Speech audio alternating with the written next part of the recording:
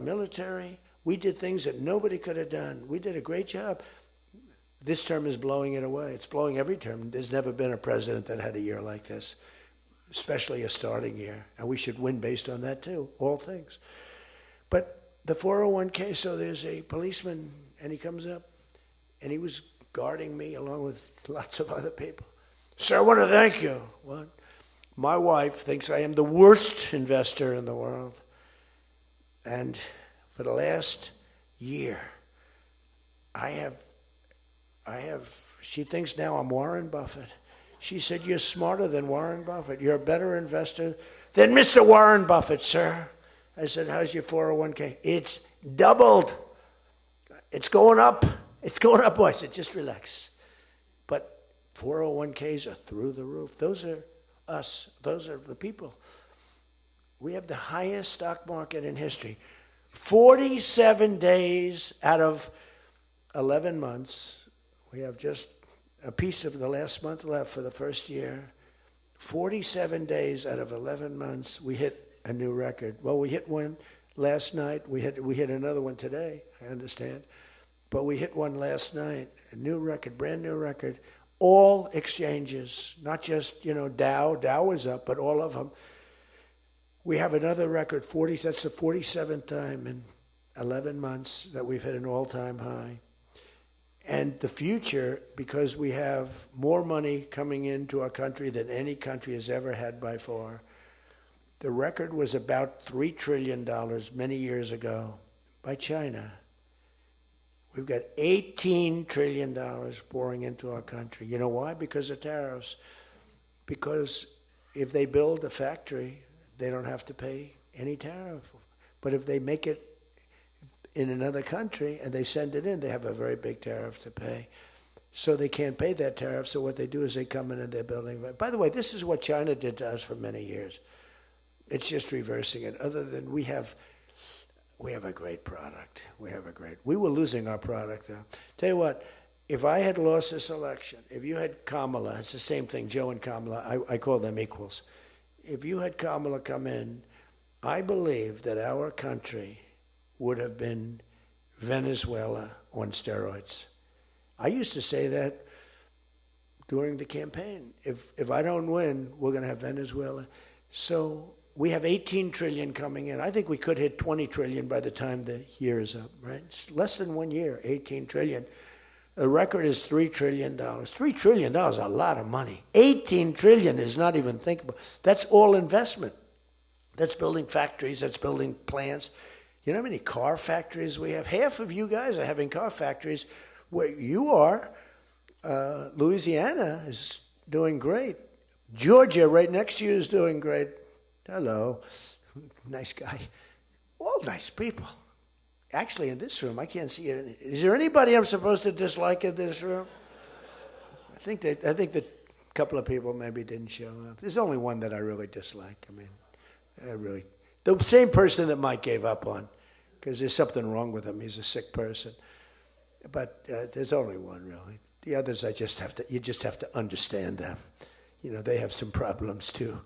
But you just have to sort of go with them and understand them, feel sorry for them. Advise their family, are they okay? Because what we're doing is right. But $18 trillion, car plants being built. I was in Japan. Somebody admonished me, he shouldn't be traveling. I don't like to travel. But when I travel, I make a lot of money for the country, not for me. For me, I don't care. I have a much higher purpose. I have plenty of money. I don't need money. I don't want money. I want to make money for the country. And like I did with Intel. Intel came in. They had a problem. I said, I can solve the problem, but I think you should give the United States 10% of your company. He goes, whoa. I said, yeah, I think I can help you with the problem, but you got to give the United States, not me. Sometimes I'll say, give me, but when I say me, I'm talking about, I'd love to accept it, but I don't think that law enforcement would like that, right? I'm very cognizant of law enforcement, perhaps more than anybody in history. Actually, a friend of mine who's really smart said, you've got to be the most honest guy in history. because you have been examined, your books, your records. I have a big business. Every record, I had these Democrats hired the biggest accounting firms, the biggest law firms, the biggest. I went through years of abuse. And here I am. They didn't find anything wrong, remember? We want his tax returns for years. We want his... Finally, the Supreme Court, shockingly, I'm the only one. This couldn't happen to anybody else. You have to give your tax returns, right? I gave my tax returns. They're from here to here. It's a big business. It's a great business. And I built a great business, like much bigger and better than anyone even understands. But I gave my tax returns. They go from here to the ceiling practically. They got them. Headline, Trump to give tax returns. Supreme Court ruled that. I give my tax return. Can you believe it? Everyone said, you're not supposed to do that. And by fighting, they think you're trying to hide something. Naturally. I gave my tax returns. That's the last we ever heard. They hired the biggest accounting firm in the world, most powerful lawyers in the world. They spent millions and millions of dollars going over those returns. There hasn't been one story that I did anything wrong. So this friend of mine who's highly sophisticated, rich guy, smart guy, said there's nobody that I know that could have gone through an examination like that and not ended up in prison. Nobody ever had to suffer like I did. Nobody ever did that to anybody else. There was an expression, Andrew Jackson was the most abused president in the history of the United States. You know who second was? This is before me. You know who second was? Abraham Lincoln. But he had a civil war, so we have to give him a pass. But Andrew Jackson was treated horribly. He was a great general and a good president. So bad that his wife died. His wife died. They were horrible. But I just saw a report came out the other day. I blow them away. He never got impeached twice. I got impeached twice or nothing. On a perfect phone call, remember? Perfect phone call. Tim Scott, who's a great guy, great, wonderful guy, South Carolina, straight guy, right? He is a good guy, good person. He's an honest person. He read a transcript. Thank goodness I had a transcript. Essentially, the call was taped because they tape calls. I didn't even know. So was that call taped? Yes, sir. I said, oh, well, bring it down. I don't even know. And we read the transcript. It was perfect. It was so good. I told Ukraine not to cheat. And if you see any cheating, report it to the Attorney General of the United States. That was my call. They said, he was trying to intimidate. All I said is, don't cheat. And we have a signed agreement that Ukraine can't cheat. You know that. It's the only country we have actually a signed. They violated the agreement many times, I would tell you. You'll find out. I was right about that too. But nobody's gotten cheated. But this guy said to me, for you to have escaped. But the one thing, and I'll just end it, because Jim Jordan back there, world champion wrestler, 128-1. Whatever happened to the one guy? The Russian. He lost. How dare you lose to a Russian? Do you know the more impressive record for Jim? Because I'm a big sports person. I love sports. Jim went to high school.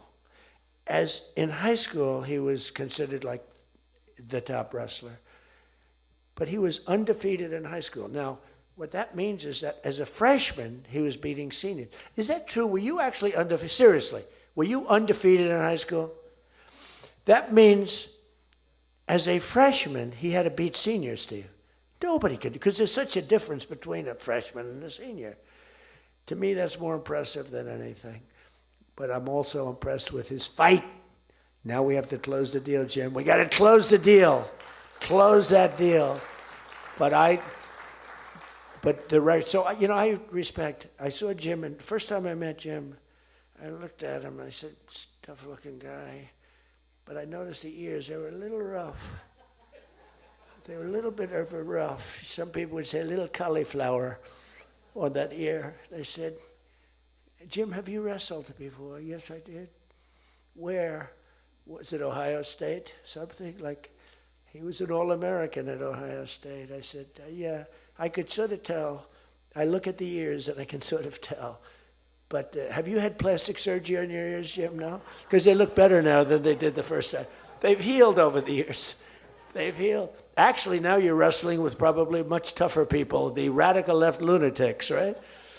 But anyway, so I just want to leave it by this. I want to say that you are great people. We have all of the policy. We have wonderful, just stay together. We got a few people that make life very difficult. They don't have that. I used to say they don't have a Mitt Romney in their midst. I mean, Mitt Romney was very difficult. You know, he was almost like, for them, he was on the Senate side. But we have a couple of people that are really bad. I mean, they're bad, but maybe they'll straighten out. Maybe somebody in the room can sit them down and straighten them out, because what we're doing is the right thing for the country. We're not Republican or Democrat. We're doing the right thing for the country. If you look at what we're trying to solve the health care problem. We're trying to get better health care at a lower price. I mean, that's a good thing, right? And the one thing I learned, and just in concluding, and I said it like a month and a half ago, and it was the number one thing in the country. Even the fake news covered it. They tried to put a negative spin on it, of course. I said, I read a story about insurance companies making a fortune. A fortune.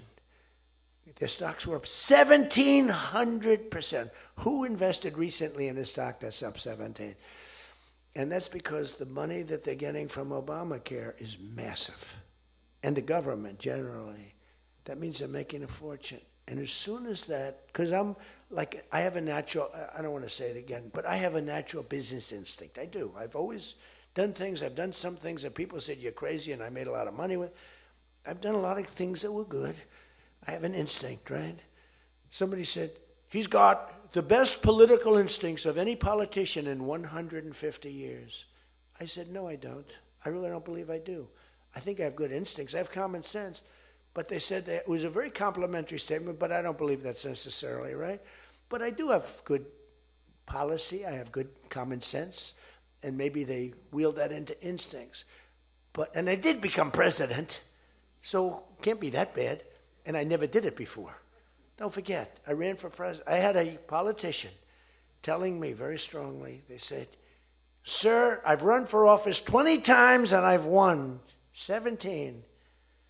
And I know what I'm talking about. This was at the very beginning of my first time. I said, well, I've only run once, and I won, but I won for president. He said, you got me on that one. He's actually sitting in this room right now, that son of a gun. He knows who I'm talking about. He was giving me a hard time, but he's turned out to be a decent person. Not the best in the room, but a decent person. He's not my favorite in the room, but he's decent. But we have one thing that's really strong. Uh-oh, it's a fake news. Pulitzer Prize, right, Doug? Pulitzer Prize. He got one for the bullet. He had the bullet, but he got how many Pulitzer Prizes? 3 Pulitzer Prizes, and all talented guys. These are great guys. I don't like the people back there as well. These are the ones that take the pictures. Make me look thin for a change, Doug. You're making me look a little bit heavy. I'm not happy about it. But one thing I did see and find out in the last 2 months, when you tell the people that we want the money to be paid to the people so the people can buy their own health insurance and health care, it's like, and I just said it, and I said it because I read a story on the front page of a certain paper that I don't even mention because it's so stupid paper, it's so bad, it's gone so far off the Wall Street Journal, I don't mention it. I refuse to tell you that it's the Wall Street Journal. They've lost their way. This is not the Wall Street Journal of old. But I read a story on the Wall Street Journal, and it said that the insurance companies are making so much money. They weren't demeaning them or anything, and I guess as an investor, you're happy. When I read that, I said, wait a minute, they're making that kind of money, and they're making it because of stupid politicians, I hate to say, that we allow them to make it. If you guys can get in a room, because, we don't have that as one of our issues. It's the only thing they have. They're lousy at it. They came up with Obamacare. We tried to fight it. We almost had it won, but we didn't get 3 votes. We should have gotten them. But here's, you want to turn this thing, you work on favored nations, you work on borders, you work on all of the things that we talked about, but now you take the healthcare issue away from them, and they want to fight it. You know why? They're all owned by the insurance companies, and they cannot fight it successfully. There's nothing they can do. That's like almost the voter ID thing. When they try and fight, I watched a guy trying to explain why we shouldn't have voter ID the other day, and the guy was a fool. He looked like an idiot. This is the same kind of an issue. Let the money go in a healthcare account or however you do it. Let the money go directly to the people. Now, you have to be a little flexible on Hyde. You know that. You got to be a little flexible. You got to work something. You got to use ingenuity. You got to work. We're all big fans of everything, but you got to be flexible. You have to have